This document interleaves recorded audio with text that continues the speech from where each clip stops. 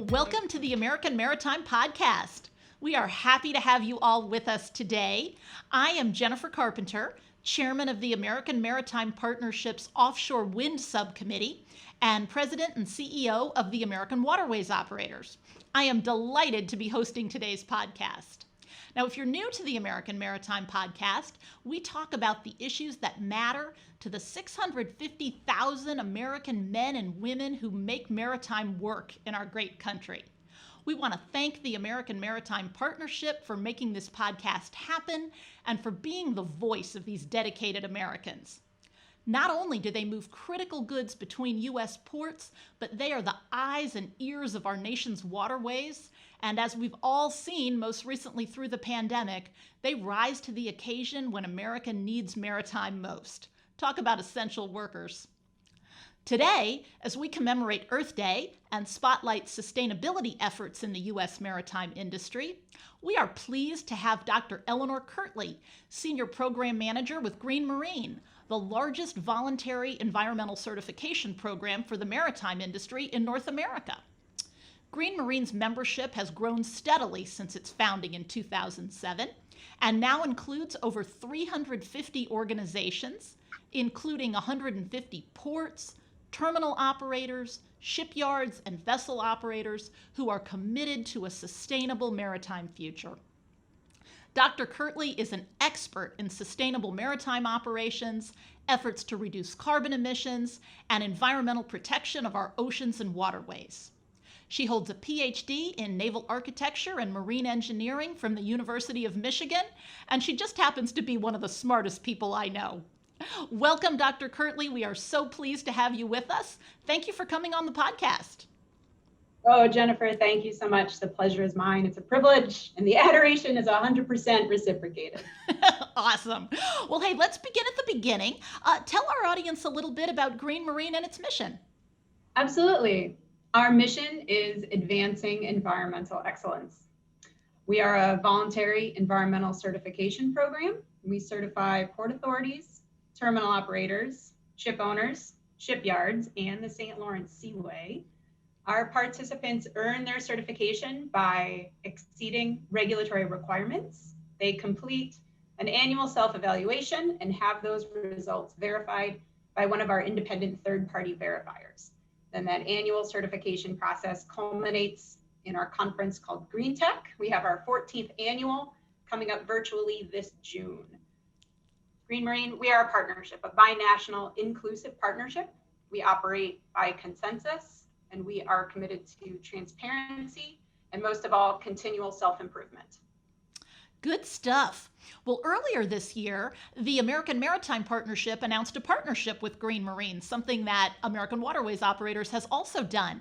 How can Green Marine serve as a resource for U.S. vessel operators and maritime stakeholders?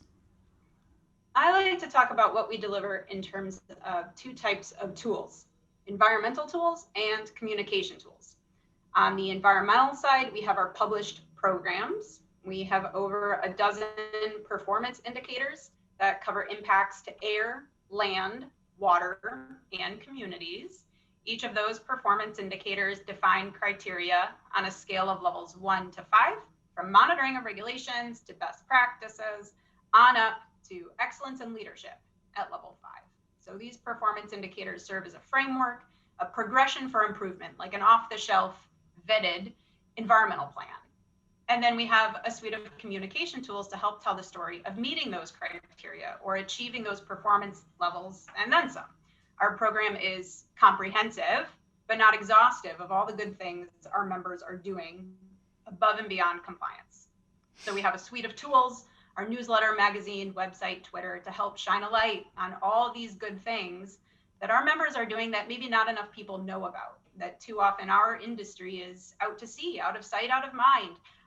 Maybe not until a giant container ship gets stuck in the Suez Canal are folks paying attention to the importance and the benefits of the maritime industry.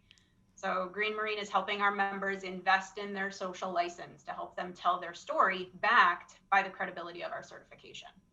Oh, that's fantastic. It is so important to both do the work and tell the story.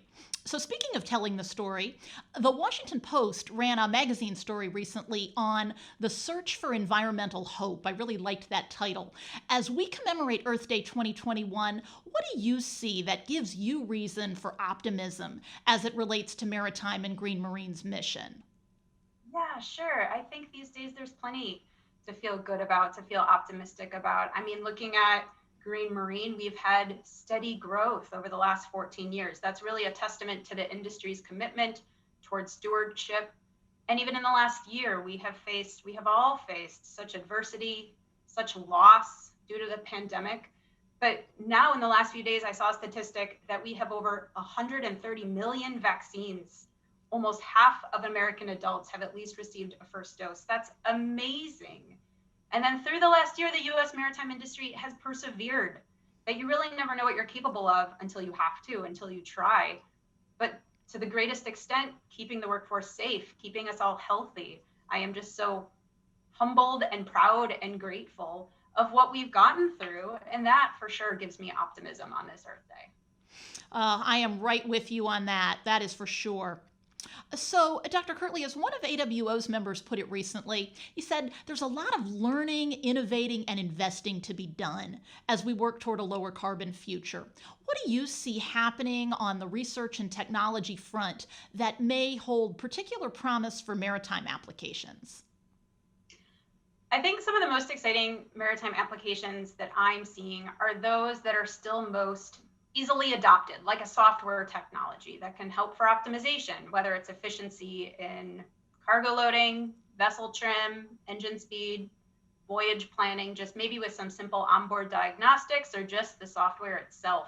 There are still incremental gains to be had without taking a ship out of rotation, without waiting for a dry dock period for a retrofit or a repower or some more substantial capital investments that largely we have entrepreneurs and innovators in the maritime sector that are answering, yeah, there's an app for that.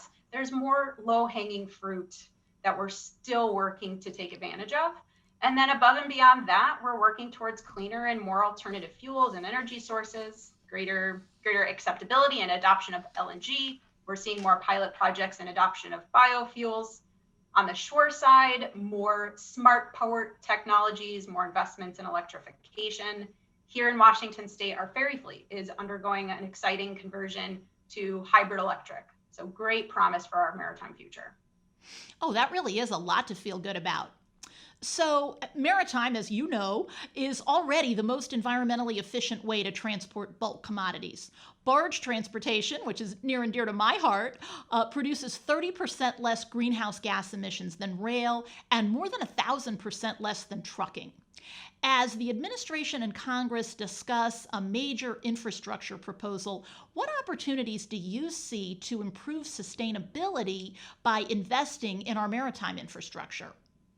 Yeah, well, for sustainability, first and foremost, I think, frankly, maintenance is highly underrated. It's often sexier to tout the bleeding edge of innovation, but really we do still need that critical investment to maintain the navigability, water depth, locks and dams. And then after that, let's look forward. We have bigger vessels coming into our ports of call. How then do we handle those greater cargo volumes through the multimodal supply chain? And we need to address climate change. With the effects of storm events and sea level rise, we have ever greater risks to incorporate in planning and development for maritime infrastructure that is resilient. And then I also get excited about the opportunities for short sea shipping, particularly with barge transportation. How can we take better advantage of our inland and coastal marine highways? How can we divert cargo from congested highways to marine vessels? And still with a lens to all of these investments, we have to be thoughtful and considerate, take a lens of environmental and social justice. Absolutely. Really a lot of work to be done there, a lot of opportunity. Now, the House Coast Guard and Maritime Transportation Subcommittee of the Transportation and Infrastructure Committee held a hearing last week on maritime decarbonization. And Subcommittee Chairman Salud Carbajal of California said, While the challenge can seem daunting, we must recognize and capitalize on the opportunity for American industry to innovate and lead the pack. I really liked that quote.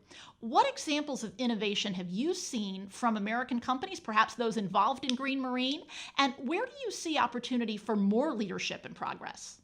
Yeah, absolutely. Thanks for asking me about that hearing. I might be biased because most of the witnesses were members and friends of Green Marine. We're seeing a lot of innovation, a lot of examples from just those witnesses.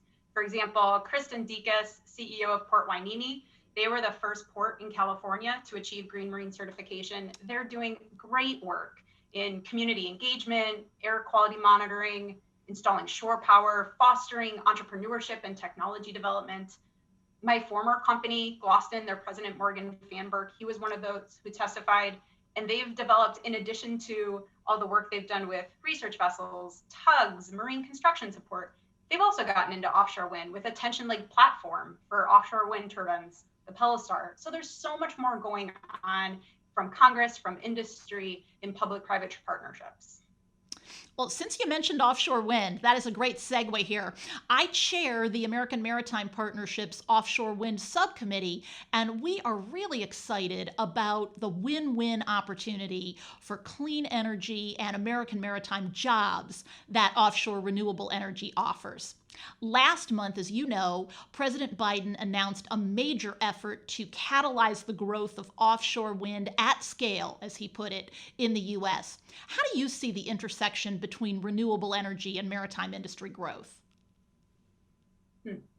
I see the intersection as kind of like a Venn diagram between renewable energy and maritime industry growth, where that intersection of the Venn diagram is the overlap, it's substantial. The way I see it, the governing laws of physics and of chemistry, they don't change between the two. So the skill sets and knowledge base around both of these sectors are transferable. If you're thinking about hydrodynamics, seakeeping, materials, risk analysis, marine spatial planning, the workforce can share between renewable energy and maritime industry. That with investment, it's largely all capable and adaptable. Yeah, absolutely. And, one of the things I've been really encouraged by is the way that President Biden has connected the dots between renewable energy, American maritime jobs, and the Jones Act. Because in addition to all of the national security, economic security benefits that the Jones Act provides for our country, one of the things it does is it provides certainty to innovators who are looking to invest in new technologies. So as we contemplate the investments that are going to be needed to fully build out offshore wind in the U.S., to pursue some of the decarbonization opportunities that you've highlighted, knowing what the ground rules are is going to be so important. So I just couldn't not put in a plug for the Jones Act as it relates to sustainability as well as to security. Thank you for letting me give that commercial. Absolutely. Yeah, I think the more that we can de-risk these projects that are needed by putting in those certain market triggers, so that entrepreneurs and engineers know what they're designing for, that there will be a market demand out there to be met. Absolutely. Absolutely. So the transition to a lower carbon future is really going to be an all hands on deck effort. What opportunities for partnership do you see that maybe we haven't fully explored or maximized the potential of just yet?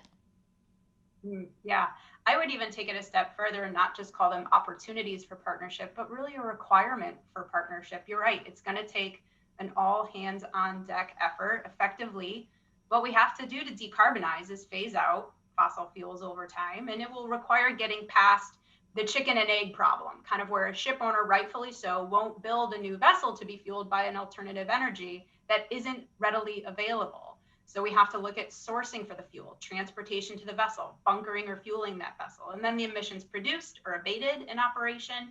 Looking at a system-wide lower carbon future will take a well-to-wake holistic approach.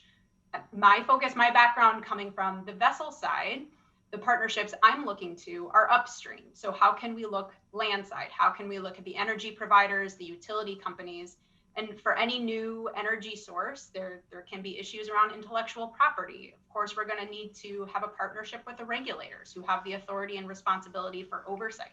That very quickly, there are many seats needed at the table to move the system forward. Yeah, absolutely. And it's encouraging that there are so many smart people really putting their best thinking toward this challenge and opportunity. Dr. Kirtley, thank you so much for being with us today. It is always good to talk with you. Thank you for sharing your expertise and your perspective on sustainability and maritime transportation. I hope you know that you have an open invitation on this show, and you are welcome back to join us in the future so we can talk about the progress we're making. That is all for this episode of American Maritime Podcast. We thank you for tuning in. We encourage you to share it with others who share a love for and interest in American maritime. This is Jennifer Carpenter signing off. Please stay safe out there.